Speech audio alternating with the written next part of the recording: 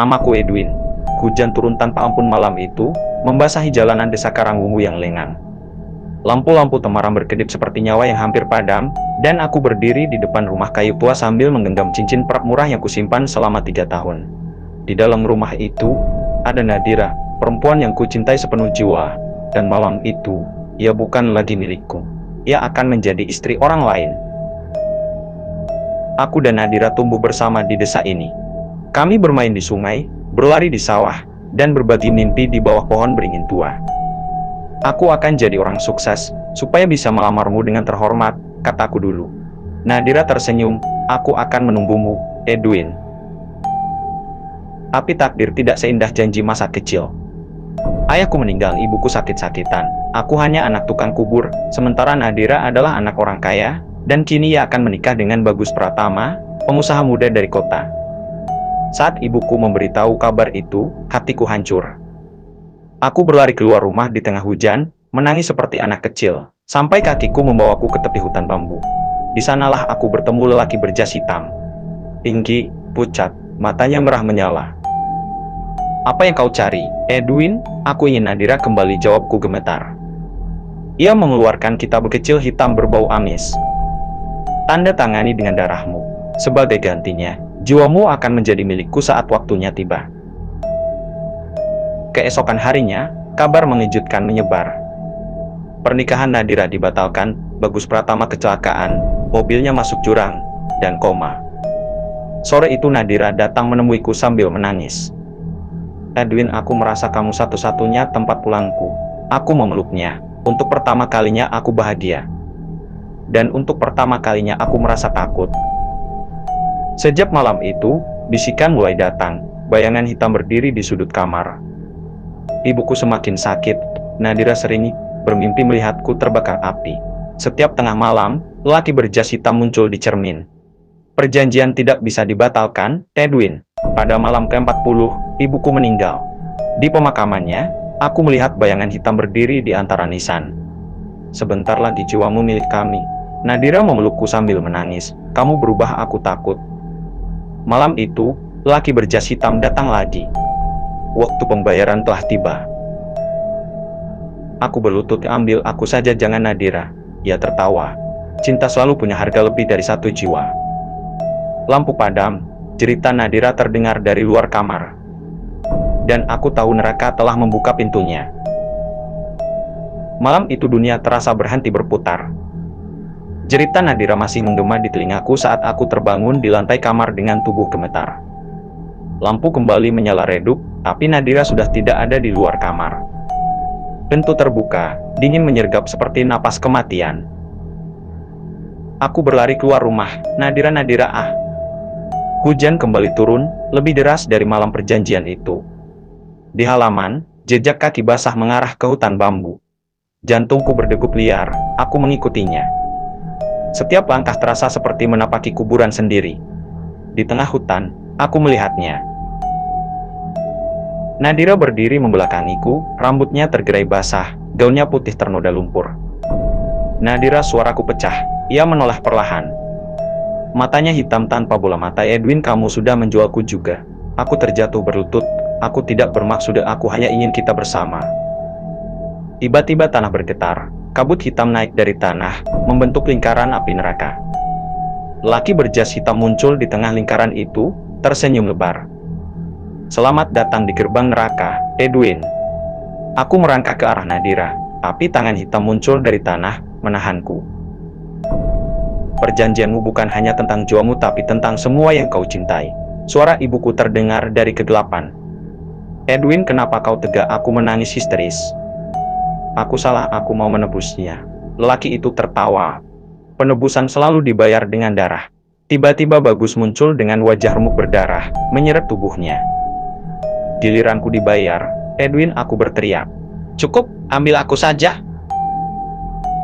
Api neraka membesar. Nadira menjerit kesakitan, tubuhnya terangkat ke udara. Aku berlari menembus api, kulitku terasa terbakar. Tapi aku terus maju. Aku memeluk Nadira, aku mencintaimu. Ia menangis, cinta kita terkutuk. Lelaki berjas hitam mengangkat tangannya. Waktumu habis, tanah terbuka di bawah kakiku. Kami terjatuh ke dalam kegelapan, dan saat aku membuka mata, aku berada di ruangan batu gelap, penuh simbol iblis, lilin hitam, dan bau darah. Lelaki berjas hitam berdiri di hadapanku. Ini baru permulaan, Edwin. Di sudut ruangan, Nadira terikat pada altar batu. Aku berteriak memanggil namanya. Untuk menyelamatkannya kau harus mengorbankan satu jiwa lagi. Aku gemetar. Siapa? Ia tersenyum. Dirimu sendiri yang tersisa atau orang yang paling kau cintai. Aku sadar neraka belum puas, dan kisah ini baru saja dimulai. Bau darah dan lilin hitam memenuhi ruangan batu itu. Aku berdiri gemetar di depan altar, melihat Nadira terikat dengan rantai besi berkarat. Matanya terbuka, tapi kosong, seolah jiwanya sudah setengah direnggut dari tubuhnya. Edwin, bisiknya lemah. Aku merangkak mendekat. Aku di sini, aku akan menyelamatkanmu. Laki berjas hitam berdiri di belakangku, suaranya seperti ribuan orang berbisik. Untuk membuka gerbang pembebasan, kau harus menyelesaikan ritual. Ia melemparkan sebuah belati berlekuk aneh ke kakiku. Korbankan darahmu dan sebut namaku. Aku mengangkat belati itu dengan tangan gemetar. Aku tak tahu namamu, ia tersenyum lebar. Sebut aku Astaroth. Api hitam menyala di sekeliling altar. Aku mengiris telapak tanganku, darah menetes ke simbol iblis di lantai. Astaroth, lepaskan Nadira, ambil aku saja. Ruangan bergetar. Dari dinding batu, wajah-wajah tersiksa muncul sambil menjerit. Astaroth, Astaroth, bayangan ibuku muncul di hadapanku. Wajahnya penuh luka bakar. Edwin, kamu memilih neraka daripada Tuhan. Aku menjerit. Aku menyesal, aku ingin bertobat. Astaroth tertawa. Penyesalan adalah doa paling sia-sia di neraka. Rantai Nadira terangkat sendiri. Tubuhnya melayang. Aku berlari memeluknya. Maafkan aku. Tiba-tiba lantai runtuh. Kami jatuh ke lorong panjang penuh api dan jeritan jiwa. Di bawah sana, aku melihat ribuan manusia terbakar, memanggil namaku. Edwin, selamatkan kami, aku menangis tak bersuara. Astaroth berdiri di atas lorong, ini harga cintamu. Kami terhempas di tanah panas. Di kejauhan, berdiri gerbang rakasa dari tulang manusia. Di atasnya tertulis dengan darah gerbang penebusan. Astaroth berkata pelan, di balik gerbang itu hanya satu yang akan kembali ke dunia. Aku menatap Nadira. Aku tahu. Api neraka menari di sepanjang lorong tulang. Aku menggandeng Nadira. Kulit kami melepuh, napas kami berat, sementara jeritan ribuan jiwa bergema di sekeliling kami. Di depan kami berdiri gerbang penebusan. Terbuat dari tulang manusia, berdenyut seperti jantung hidup. Astaroth muncul di atas gerbang itu, matanya menyala seperti matahari hitam. Hanya satu yang boleh kembali ke dunia, Edwin, katanya. Yang lain akan menjadi milikku selamanya. Aku menatap Nadira, ia tersenyum lemah. Aku sudah mati sejak malam itu, kamu masih punya kesempatan. Aku menggeleng, aku yang menjual jiwa bukan kamu. Astaroth tertawa, pengorbanan selalu membutuhkan pilihan. Tiba-tiba bayangan ibuku muncul di belakang gerbang. Edwin, pulanglah, tanganku gemetar. Aku memeluk Nadira erat, aku mencintaimu. Ia menangis di dadaku, aku juga. Aku mendorongnya ke arah gerbang. Pergilah, hiduplah bahagia, lupakan aku. Nadira berteriak, Edwin. Gerbang terbuka. Cahaya putih menyedot tubuhnya. Aku terjatuh berlutut. Astaroth bertepuk tangan. Pilihan yang indah, api neraka membungkus tubuhku. Aku menjerit saat jiwaku terlepas dari tubuh. Namun di saat terakhir aku berdoa. Tuhan, ampuni aku. Tiba-tiba cahaya turun menembus neraka. Rantai-rantai terbakar. Astaroth menjerit marah. Tidak, tubuhku terasa ringan. Aku terbangun di pemakaman desa. Subuh hujan berhenti, aku terbaring di samping makam ibuku. Nadira berlari memelukku sambil menangis. Edwin, kamu hidup.